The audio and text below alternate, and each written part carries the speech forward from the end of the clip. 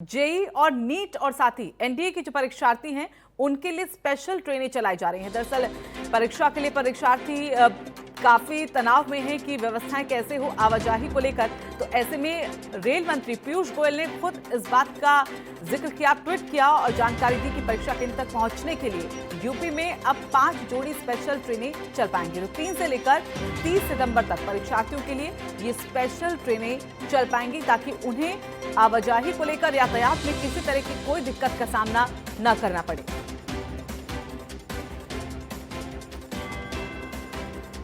तो चंदमणि हमारे साथ हमारे सहयोगी जुड़े हुए हैं। चंदमणि, नीट और जेई की परीक्षा शुरू हो चुकी है 1 सितंबर से ही। हालांकि इसको लेकर विरोध किया गया और उस दौरान भी सवाल उठाए गए थे कि आखिरकार जब लॉकडाउन है, अनलॉक चल रहा है और ऐसे में ट्रेनें नहीं चल रही हैं और यूपी में जिस तरह से हम देख रहे थे कि मिनी लॉकडाउन लगाया गया था, ऐसे में सवाल कई थे कि आखिरकार पहुंच कैसे पाएंगे छात्र, क्योंकि काफी जो छात्र हैं उनके सेंटर्स कई दूर हैं। तो ऐसे में आवाजाही को लेकर दिक्कत है, लेकिन अब कहीं ना कहीं ये साफ हो गया है कि 5 स्पेशल ट्रेनें चल पाएंगी। लेकिन क्या इन स्पेशल ट्रेनों के चलने के बाद भी मुश्किलें कम हो पाएंगी परीक्षार्थियों की?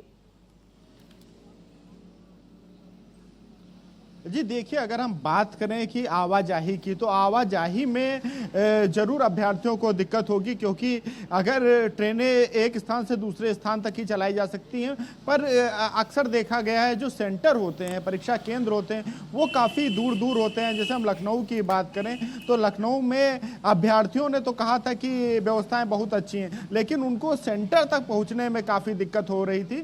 तो स्टेशन तक तो पहुँच सकते हैं अभ्यर्थी, उसको लेकर भी पहले भी बात की गई थी कि बसें चलाई जाएंगी या अन्य संसाधन दिए जाएंगे।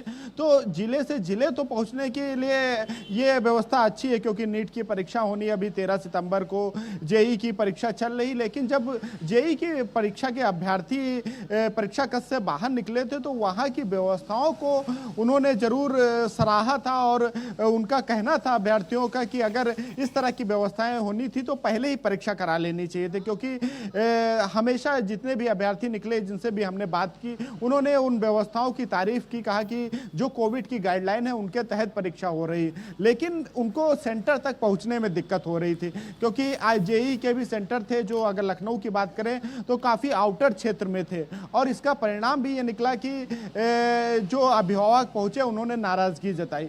और अगर हम बात करें कि जिस दिन जैसे जेई की परीक्षा थी, जो पहले दिन की उपस्थिति थी वो हालांकि कम नजर आई थी, लेकिन अगर हम कल की बात करें, लखनऊ की बात करें तो लखनऊ में करीब 83% उपस्थिति दर्ज की गई।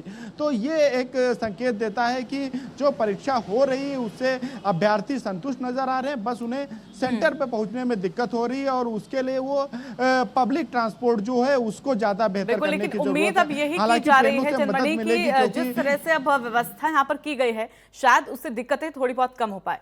धन्यवाद आपका चंदमणि, हमारे साथ जुड़ने के लिए।